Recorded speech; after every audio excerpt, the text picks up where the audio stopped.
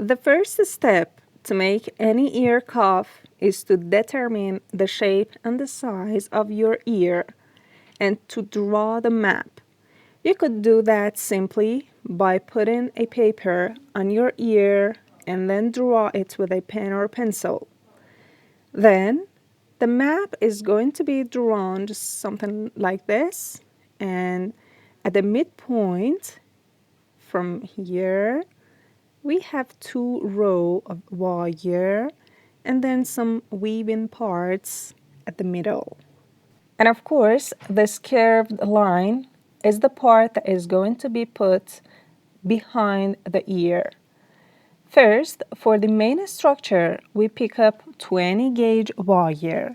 We leave a space for those curly and weavy parts, and also the main curved parts, and again another space for those curly parts, and then cut it out with flush cutter and then make it twice.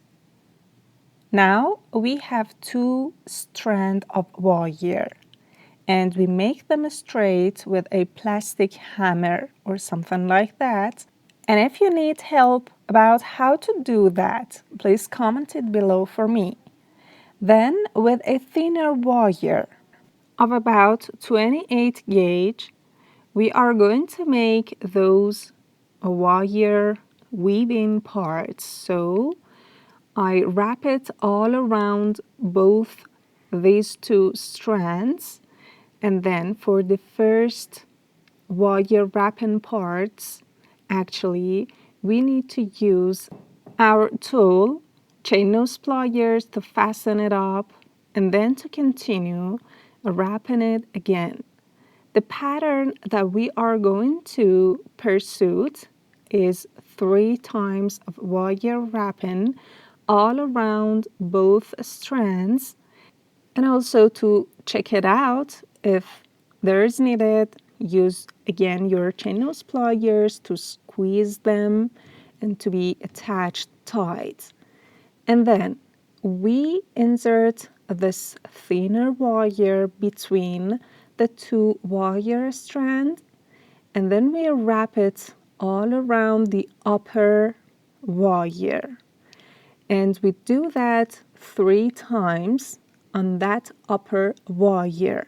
So the pattern is 3 times all around both wire strands and 3 times all around the upper one. And we continue that to the length desired, and of course the length is equal to the curved line that sits behind the ear. And then we gradually start to curve these two wire strands that now are woven together, and we continue doing that till the shape suits the shape of our ear. So I continue forming and shaping these two wires, and then it would be something like a question mark, something like that. When the overall shape is made, we are going to make 2 bends at this part, of course, the continuous part of those wires, and that would be a total and complete bend. So I would squeeze it with chain nose pliers to be a complete bend like this. And I'm doing this for both of wire strands. Then this is the time to make those curly and swirl shapes on these two parts. So I'm going to make those beautiful swirls and curly weaving parts. And remember, there is no true or false items in forming some natural shapes. Just follow up your inspirations and let it be free. And there is just needed to check it out after a while to know the inspirational form is going well. So I'm doing this with just making those beautiful swirls, as you could see. But the important part is that on every ending point of these wires, we need to make little loops with round nose pliers. Of course, this is a piece that is going to be attached tight onto the ear, and that could injure your body if there would be any sharp edges. So we control that with making little loops at the end of each wire strand. Now let's check it out. This would be something like this, and don't forget to open that total band a little so that the decorative parts would be onto the ear. Then I'm going to make those decorative parts at the bottom, and those two other wire strands, just follow up the way that I move the wire, and it's so easy.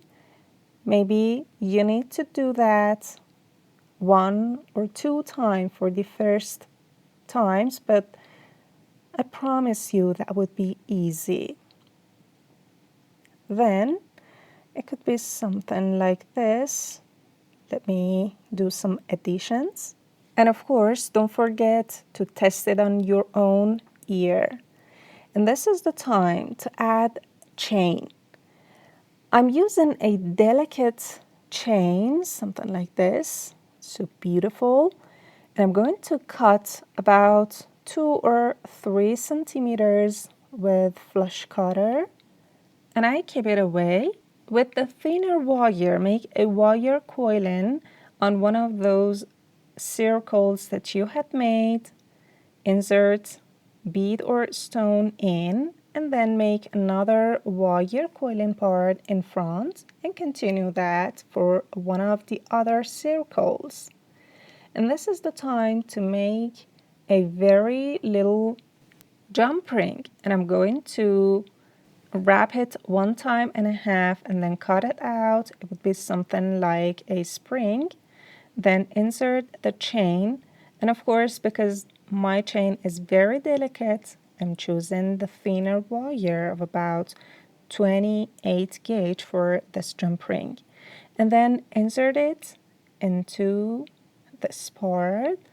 And of course, because it's steel wire, it could be more reliable.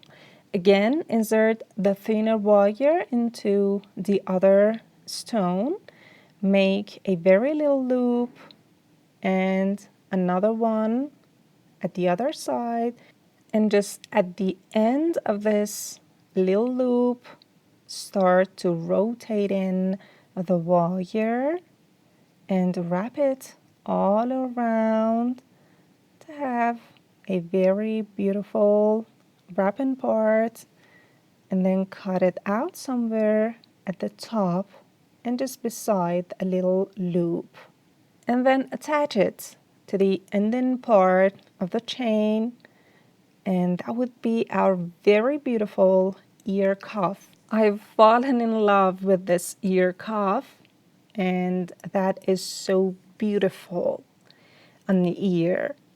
Hope you had enjoyed this tutorial and you would like it as well.